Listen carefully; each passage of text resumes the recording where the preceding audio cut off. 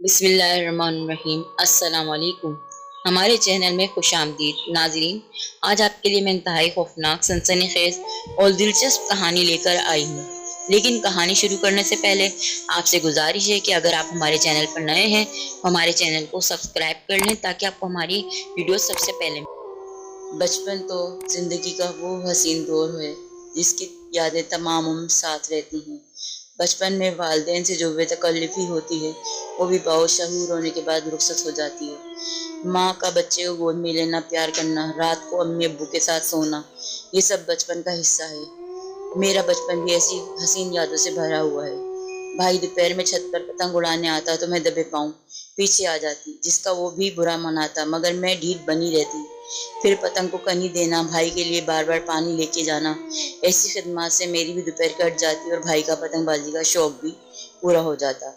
जब किसी बात पर लड़ाई हो जाती तो झट अम्मी को शिकायत लगा देती कि जब आप सो रहे थे भाई धूप में पतंग उड़ा रहा था। इसे जो डांट पड़ती सो पड़ती, वो भी मेरा कान मरोड़ कर बाल खींच कर भाग जाता। रात जब सोने लगते तो अब्बू के पास आ जाती, इनके साथ लेटकर कहानी की फरमाइश होती। अब्बू ने लतादार कहानियां सुनाई। अब्बू मुताले के बेहद शौकीन थे और सुनाने के लिए कहानियों की कमी ना थी। आज जब मैं खुद माँ हूँ और रात में बच्चों को सुनाने लगती हूँ तो मेरे बच्चे भी कहानी की फरमाइश करते हैं, तो मैं इन्हें ज़्यादातर वही कहानियाँ सुनाती हूँ जो कभी अब्बू के पास लेटकर सुनी थी। इन कहानियों से मेरे अब्बू की यादें वाबस्ता हैं जो अब हम में नहीं है। खैर, बात हो रही थी कहानियों की। जब तक मैं छोटी थी अब्बू से देव, जिन, परियों, बादशाह, शहजादियों और जानवरों की कहानियां सुनी, लेकिन जैसे जैसे शऊर आता गया खुद भी बच्चों का अदब पढ़ना शुरू कर दिया। एक बार सर्दी की रात थी। अम्मी ऊन और सलाइयां लेकर कुछ बुन रही थी।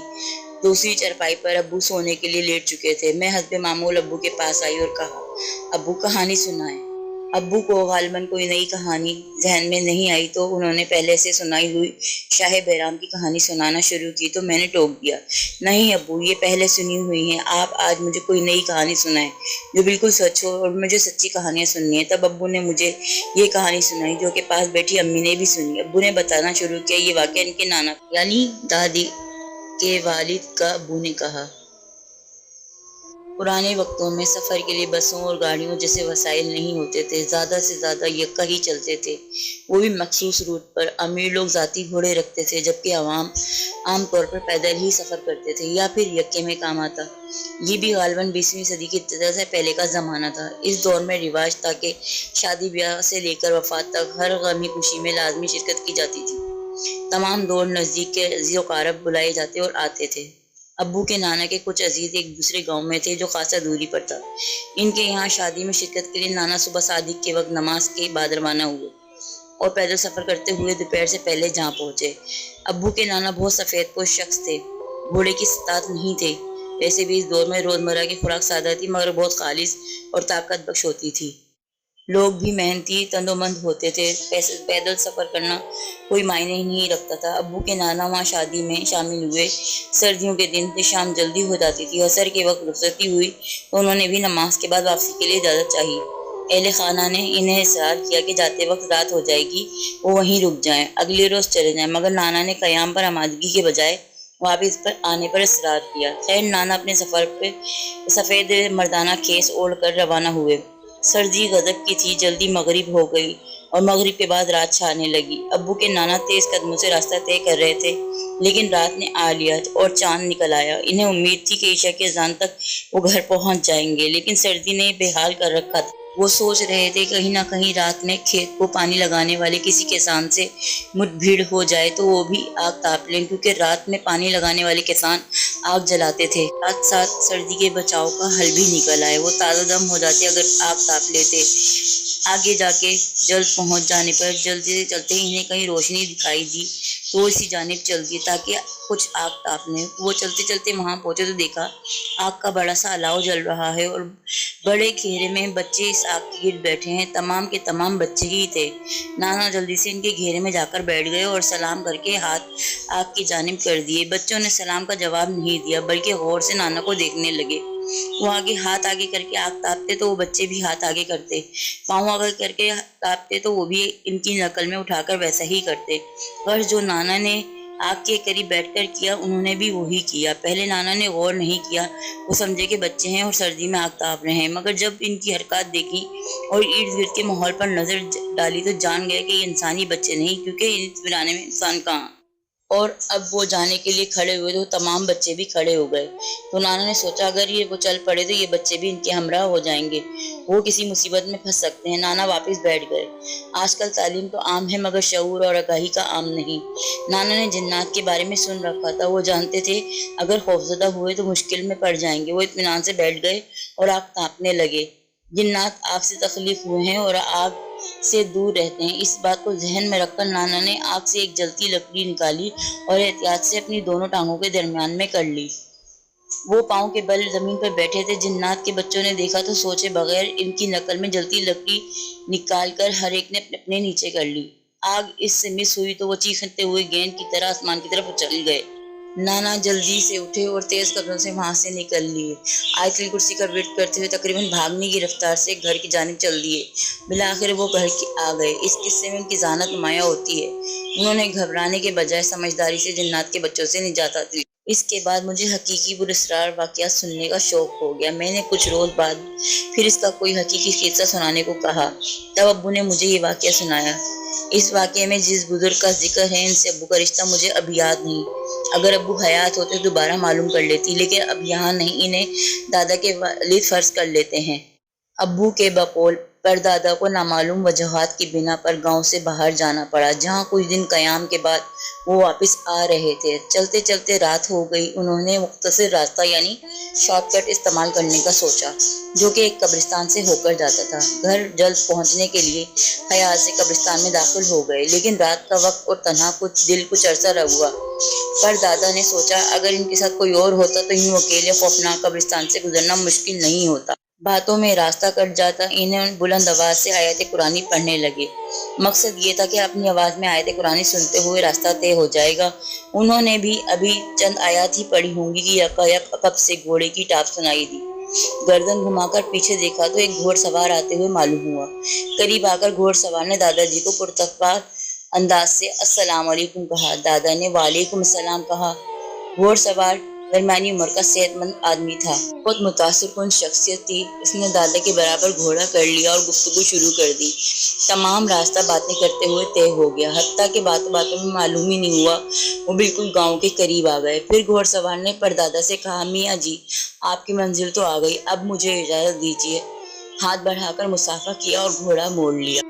अभी वो चंद कदम ही चला था कि परदादा को घोड़े की आवाज सुनाई देना बंद हो गई। उन्होंने फौरन मुड़कर देखा तो कुछ भी नहीं था। वो हैरान हो गए, इतनी जल्दी भला घोड़ा दूर जाकर निगाहों से ओझल कैसे हो सकता है? अभी तो 4 लम्हे हुए हैं घर सवार को मुड़े हुए, वो हवा में तो तहलील नहीं हो गया क्या? खैर दादा आए, घर आए, नमाज ईशा की अदा की और सो गए। अगले रोज उन्होंने ये बात अपने वालदा से बयान की तो उन्होंने कहा, वहशत खौफ में अल्लाह के कलाम से मदद चाहिए तो अल्लाह ने इंसान और घोड़े की मुश्किल शक्ल में फरिश्ते को भेजा। वो बातें करता हुआ तुमको यहाँ तक छोड़ गया। जैसे ही तुम मुड़े कुछ कदम चले और अपना फर्ज पूरा करके गायब हो गया। वो इंसान होता तो जाते हुए मालूम होता। इस वाक़े के बाद दादा ने रात में तन्हा सफ़र करने से तौबा कर। स्कूल की जिंदगी में हम तमाम बच्चे कहानियों के मुतलाशी थे। जिस दोस्त के हाथ में कोई किताब या रसाला देखा तो झट मांग लिया। हमेशा एक दूसरे से कहानियां लेकर पढ़ते, लेकिन नवी जमात में मेरी दोस्त बनने वाली लड़की जिसका नाम अफशीन था कभी दिलचस्पी लेते नहीं देखा। एक बार मैंने अफशीन से पूछा, तुम्हें किताबें पढ़ना क्यों पसंद नहीं? इसने जवाब दिया, मुझे बिल्कुल किताबें पढ़ने का कोई शौक नहीं। अगर तुम्हें चाहिए तो मेरे घर बहुत सी किताबें हैं जो मेरी अम्मी पढ़ती हैं, कहो तो ला दिया करूँ। अंधा क्या चाहे दो आंखें। इसके मुस्ताक मैंने फौरन ख्वाहिश जाहिर कर दी। एक दिन इसने मुझे अपने घर मदऊ किया। मैंने घर आकर अम्मी से इजाज़त मांगी। उन्होंने भाई के साथ जाने की ताकीद के साथ इजाज़त दे दी। छुट्टी के दिन में नई के इश्तियाक में तैयार होकर भाई के साथ अफशीन के घर पहुंची। वो मुझे देखकर बहुत खुश हुई। इसकी वालदा भी मुझे बहुत मोहब्बत से मिली। بھائی کا ارادہ مجھے چھوڑ کر واپس جانے کا تھا، لیکن افشین کے بڑے بھائی نے انہیں مہمانوں کے کمرے میں بٹھا لیا اور خود کمپنی دینے لگے۔ خیر بہت اچھی ملاقات رہی، ساتھ ہی امی کے ذوق کا اندازہ ہوا۔ وہ بہت ادبی ذوق والی خاتون تھی، گھر سنبھالنے کے ساتھ ساتھ مطالعے کو بھی بھرپور وقت دیتی۔ ان کے پاس باقی کتب کے ساتھ پراسراریت کے موضوع پر بھی بہت سی اچھی تخلیقی کتابیں دیکھی۔ اس بارے میں نے ان سے سوال کیا تو انہوں نے کہا، میں خود عملی زندگی میں اس تجربے سے گزر چکی ہوں، اس لیے یہ موضوع میرے لیے بہت خاص ہے۔ میں نے ان سے کہا وہ مجھے اس تجربے کی کہانی سنائیں، تو انہوں نے بلا تواتر مجھے یہ بات سنائی۔ فرزانہ آنٹی کے مطابق 82 کے آغاز میں ان کی شادی ہوئی۔ شادی غیر خاندان میں ہوئی تو اس لیے وہ اپنے سسرالیوں کے مزاج سے قطعی ناواقف تھی۔ ان کی ساس نے ان کا رشتہ تو بہت اہتمام اور چاہت سے کیا، شادی بھی مقبول انداز میں کی، لیکن طبعاً ان کا تعلق اس طبقے سوچ سے تھا جو بہو کو حریف کی نظر سے دیکھتے ہیں، ان کی خامیوں اور خوبیوں کو پرکھنے بغیر روز اول سے محاذ بنا لیتے ہیں۔ انہیں شادی کے روز سے اگلے ہی دن ولیمے کے دن ساس کے تیور ظاہرانہ محسوس ہوئے۔ پھر انہوں نے ہمیشہ سے نہایت مؤدبانہ رویہ رکھا۔ ان کی ساس جتنی تیز تھی، ان کے شوہر اتنے ہی سادہ اور والدہ سے دبنے والی طبیعت کے تھے۔ خیر وہ صبر کے ساتھ گزارا کرتی نہیں، لیکن ایک بات اپنے گھر یعنی شوہر کے گھر آنے کے بعد محسوس کی کہ ان کی ساس نے انہیں گھر کا سب سے بڑا کمرہ دیا، جبکہ ایسی فراخ دلی کچھ عجیب لگی۔ دوسرا یہ کہ شادی کے فوراً بعد انہیں اپنے کمرے میں جب بھی وہ تنہا ہوتی، انہیں بہت خوف ڈر محسوس ہوتا، جبکہ باقی گھر میں ایسی کوئی کیفیت نہیں تھی۔ انہوں نے اس سے نجات کے لیے نماز اور تلاوت کی پابندی شروع کر لی۔ اگرچہ شادی سے قبل بھی وہ پابندی شروع تھی، لیکن شادی اور شوہر میں مصروف ہو کر کچھ تعطل آ گیا، لیکن جلد ہی انہوں نے یہ معمول درست کر لیا۔ ساتھ ہی کمرے کی صفائی پر توجہ دی۔ ان کے بقول ہمیشہ سے سلیقہ اور صفائی طبیعت پسند مالک ہیں۔ یہی اصول انہوں نے اپنے کمرے کے لیے رکھا، جبکہ باقی گھر کے افراد معمولی کی لگی بندی صفائی تو کرتے، لیکن طہارت کی باریکیوں پر کم توجہ دیتے۔ خیر ان کی طہارت اور مذہبی امور کی پابندی سے ڈر خوف کی کیفیت تو ختم ہو گئی، لیکن کمرے میں انہیں اکثر اپنے علاوہ کسی کی موجودگی کا احساس ہوتا۔ شوہر کے ساتھ ہوتے تو بہت احسن و خوبی سے وقت گزر جاتا، لیکن جب تنہا ہوتے تو لگتا ہے ان کے ساتھ کوئی اور بھی ہے۔ ساس صاحبہ نے اکثر کمرے میں آ کر جائزہ لینا اور سوال کرنا، تم یہاں ٹھیک ہو، دل لگ گیا؟ انہیں عجیب تو لگتا لیکن ٹال جاتی۔ ایک روز جب ساس گھر پر نہیں تھی تو سب سے چھوٹی نند نے ان سے پوچھا، بھابھی آپ کو ہمارے گھر آئے 2 ماہ ہو گئے ہیں، آپ کو کبھی اپنے کمرے میں ڈر خوف محسوس نہیں ہوا؟ فرزانہ نے الٹا سوال کیا، تم یہ کیوں پوچھ رہی ہو؟ اس نے بتایا، بھابھی امی سے نہ کہنا بات تھی، ہمارا کمرہ کچھ بھاری ہے، امی کہتی ہیں اس کمرے میں کوئی نادیدہ شے ہے۔ ہم تو چند بار یہاں رات سوئے تو بہت بری طرح سے ڈر گئے، امی کو تو 2 بار تھپڑ بھی پڑ چکا۔ ہم تو یہ کمرہ استعمال ہی نہیں کرتے تھے۔ وہ بچی تھی، سادگی میں تمام بات اگل دی۔ انہیں سمجھ میں آیا کہ ساس صاحبہ کی فراخ دلی کا سبب کیا ہے، لیکن چونکہ ان کے ساتھ کچھ غلط نہیں ہوا سو وہ بالکل نہیں گھبرائیں۔ اس دوران ان کا پاؤں بھاری ہو گیا۔ ان کی خوشگوار عمل نے بھی ساس کی طبیعت پر کوئی مثبت اثر نہیں ڈالا، بلکہ ان کے کمرے میں کسی شکوہ و شکایت کے بغیر اتنا عرصہ خیر خیریت سے رہنے پر الٹا چڑ سی گئیں۔ انہیں لگتا تھا کہ اس کمرے میں جو کوئی بھی قابض ہے، اس نے اس گھر کے مالک افراد سے تو سخت رویہ رکھا، جبکہ نئی آنے والی خوش اسلوبی سے رہ رہی ہے۔ اس بات نے انہیں زیادہ تلخ کر دیا۔ فرزانہ دکھی اس اذیت بھری زندگی سے گھبرا کر اپنے والدین کے گھر واپس جانے کا سوچ لیتی، یہاں تک کہ ایک روز ان کی طبیعت خاصی ناساز تھی۔ شوہر شہر سے باہر کاروباری سلسلے میں گئے تھے۔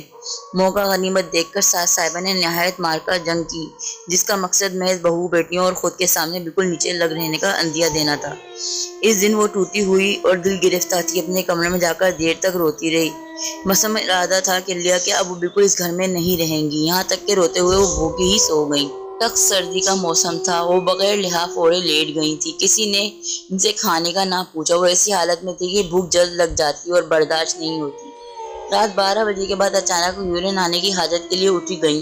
دیکھا تو لحاف ان کے اوپر تھا، جبکہ انہیں ٹھیک سے یاد تھا کہ وہ لحاف انہوں نے اوڑھا نہیں تھا۔ خیر واش روم سے باہر آ کر ہاتھ منہ دھو کر کچن کی طرف آئیں تاکہ کچھ کھا پی لیں۔ دیکھا تو کچن متفل تھا۔ اس نے شدید دکھ ہوا، اوپر سے غضب کی بھوک لگی ہوئی تھی۔ واپس کمرے میں آئیں تو لائٹ آن کر کے دیکھا بیڈ پر ٹرے رکھی ہوئی تھی۔ وہ حیرانی کے ساتھ ٹرے میں دیکھا تو 3 طرح کا کھانا، چونکہ بھوک تھی فوراً کھانے میں لگ گئی۔ بہت لذیذ کھانا سیر ہو کر کھایا، برتن ایک طرف رکھ کر سو گئی۔ صبح فجر سے پہلے خواب دیکھا کہ ایک نہایت نفیس اور شائستہ عورت انہیں مخاطب کر کے کہتی ہے، فرزانہ گھبراؤ نہیں، یہ تکلیفیں عارضی ہیں، کامیابی تمہیں ہی ملے گی، کبھی واپس جانے کا نہ سوچنا، یہ سب تدبیریں تمہیں نکالنے کے لیے ہی کی جا رہی ہیں، اور ہم بھی تم سے خوش ہیں، تم بہت نیک ہو۔ اس کے بعد آنکھ کھلی تو اذان ہو رہی تھی۔ وہ اٹھی اور نماز کی ادا کی اور تلاوت کی۔ رات کے واقعے کے برعکس ان کی طبیعت بہت ہلکی پھلکی تھی۔ حیران کن بات یہ تھی کہ رات کے کھانے والے برتن بھی غائب تھے۔ وہ فارغ ہو کر معمول کے کاموں میں لگ گئیں۔ ساس صبح اٹھی، انہیں حشاش وشاش دیکھ کر ہکا بکا تھی۔ نندے بھی یہ سوچ رہی تھی کہ اب بھابھی سامان اٹھا کر چلتی بنے گی۔ اسے گھر کے کام دیکھ کر حیران ہو گئی، یہاں تک کہ ان کے زچگی کے دن قریب آ گئے۔ وہ اپنے میکے جانا چاہتی تھی، والدہ اور بھائی لینے بھی آئے، مگر ساس نے رواج کا حوالہ دے کر کہہ دیا، پہلے زچگی سسرال میں ہوگی، جانے سے روک دیا۔ والدہ نے بھی کہا خود آ جائیں گی، یوں وہ پھر سسرال میں ہی رہ گئی۔ ساس نے دایا کو بلوا کر سارا احوال معلوم کر لیا۔ 2 دن بعد انہیں محسوس ہوا کہ وقت قریب آ رہا ہے۔ انہوں نے اپنی ساس کو خبر کی تو انہوں نے کہا، صبر کرو، ابھی کچھ وقت ہے۔ دوپہر کے وقت کچھ تکلیف میں اضافہ ہوا تو یہ کہہ کر دایا کو لے کر آتی ہوں کہ چلی گئی اور اپنے کام پر گئے ہوئے تھے۔ گھر پر فون کی سہولت بھی ابھی آئی نہ تھی۔ چھوٹی نند اسکول گئی ہوئی تھی، بڑی گھر کے کام کر رہی تھی۔ ساس کو گئے خاصا وقت گزر گیا لیکن خود نہ آئی۔ دایا وہ اپنے کمرے میں آ کر شدید تکلیف سے بحال ہو کر زمین پر لیٹ گئی۔ اچانک ایک عورت جس نے عمدہ لباس پہن رکھا تھا، نہایت خوبصورت خوشبو لیکن صورت سے ناشنا بھینی بھینی خوشبو اس کے وجود سے آ رہی تھی، ان کے قریب آ کر بیٹھ گئی اور پیشانی پر ہاتھ رکھ کر بہت شفقت سے تسلی دی اور کہا، گھبراؤ نہیں، میں آ گئی ہوں۔ اس نے کچھ پڑھ کر پھونک ماری تو لگا سارے جسم و جان میں راحت اتر آئی۔ پھر اگلا تمام مرحلہ اس نے اپنے ہاتھوں سے انجام دیا۔ اسی دوران ہی ساس دایا کو لے کر آ گئیں، لیکن کمرے کے اندر جیسے ہی آئیں فوراً گھبرا کر پلٹ گئیں۔ اللہ نے بہت صحت مند اور صحیح سالم بیٹا عطا کیا۔ تمام کام بہت خوبی سے مکمل کرنے کے بعد خاتون نے ایک گلاس پانی میں کوئی مشروب گھول کر دیا اور سارے سے بٹھا کر پلایا، اللہ حافظ کہہ کر غائب ہو گئیں۔ میں نے ان کے جانے کے بعد ساس امی کو آواز دی تو وہ ڈرتے ڈرتے اندر آ گئیں۔ پوتا دیکھا تو حیرت سے آنکھیں کھلی کی کھلی رہ گئیں۔ بولی، فرزانہ دایا تو میرے ساتھ ہے، یہ سب کس نے کیا؟ اور یہ تمہارے کمرے میں بدصورت بلا کون تھی؟ میں نے بات بنائی کہ امی مجھے کچھ معلوم نہیں، یہ تو میں سمجھی آپ نے لائی ہیں۔ دایا کو بھاگنے کی پڑی تھی، وہ یہ کہہ کر بھاگ گئی کہ سارا کام تو ہو گیا ہے، اب میری کیا ضرورت۔ خیر، ساس صاحبہ کچھ خاموش ہو گئیں۔ اس واقعے کے بعد ساس نے مجھے کبھی تنگ نہیں کیا، بلکہ کہنے لگی، بچہ سال بھر کا ہو رہا ہے، اب دوسرے بیٹے کی شادی کرنی ہے، تم الگ گھر کر لو۔ یہ بات سب کے لیے تعجب انگیز تھی۔ خود الگ ہونے کا کہہ رہی تھی، میں نے تو پہلے سے ہی تیار تھی، شوہر نے بھی کرائے کے دار پہ گھر لے لیا، لیکن میں نے حالات اتنے اچھے ہوتے گئے کہ 3 سال کے اندر گھر ذاتی لے لیا۔ ہمارے پاس اللہ کا دیا سب کچھ ہے۔ بعد میں وہ چھوٹے دیور کی بیوی بیال آئیں تو اسے بھی وہی کمرہ دیا، لیکن ابھی وہ 1 مہینے سے زیادہ نہ ٹک سکی۔ الٹا بیٹا ماں کو مار پیٹ کر کمرے سے کمرہ دے دیا اور دوسرے کمرے میں قابض ہو گیا۔ ساس چند ماہ بیمار رہ کر اللہ کی طرف چلی گئیں۔ میں نے ان کے کمرے میں 2.5 سال کا عرصہ گزارا، لیکن اچھے اعمال اور مذہبی رجحان کی بدولت پھلا پائی، جبکہ میرے علاوہ جو بھی مکین ہوا وہ تباہ ہو گیا۔ اس تجربے کے بعد میرا دھیان اب زیادہ موضوعات پر بڑھ گیا ہے اور یہ کتابیں اسی موضوع کی ہیں، آپ لے کر پڑھ سکتی ہیں۔ میں نے 2-3 بہترین کتب اور رسالے لیے اور بھائی کے ساتھ گھر آ گئی۔